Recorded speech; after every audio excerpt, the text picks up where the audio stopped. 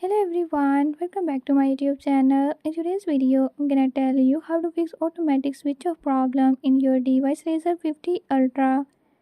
In this video, I'm going to show you how to fix this issue. But before we get started, don't forget to hit the subscribe button and the notification bell so you never miss out on new videos and stay updated. Let's get started.